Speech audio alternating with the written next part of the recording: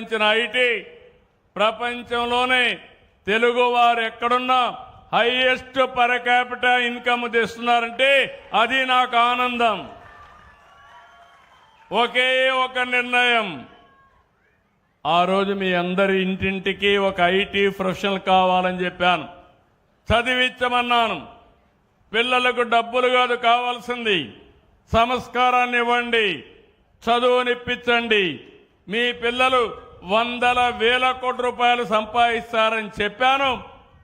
ఈరోజు ప్రపంచంలో ఏ దేశానికైనా వెళ్ళండి, మంచి పాష్ లొకాలిటీకి వెళ్తే అక్కడ గట్టిగా తెలుగులో మీరు మాట్లాడితే ఒక కేక వేస్తే 100 మందికి ఎదురయ్యే పరిస్థితికి వచ్చారు.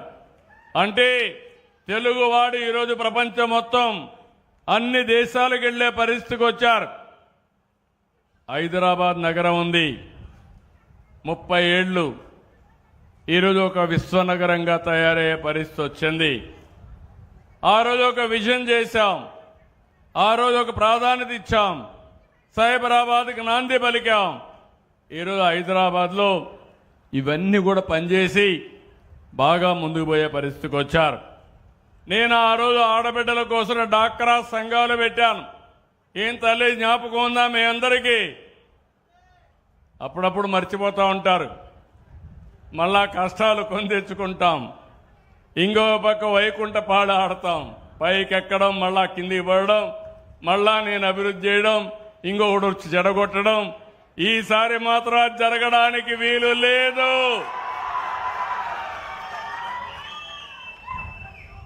అదే మరి అప్పట్లోనే వెలుగు తీసుకొచ్చాను, పేదరిక నిర్మూలన కోసం వెలుగు తీసుకొచ్చాను.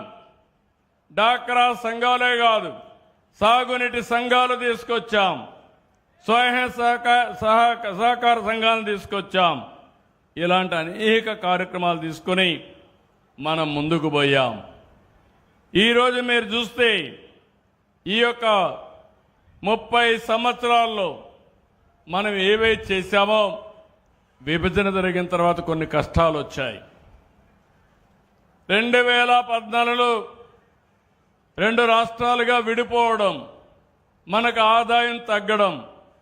మళ్ళీ నేను ఆలోచించాను, నన్ను మీరు నమ్ముకున్నారు, పార్టీని మీరు నమ్ముకున్నారు, ఇన్ని సంవత్సరాలు గౌరవించారు, తిరిగి మీ రుణం తీర్చుకోవాలని 14-19లో దేశంలో ఎక్కడా జరగని అభివృద్ధి మన రాష్ట్రంలో చేశాం.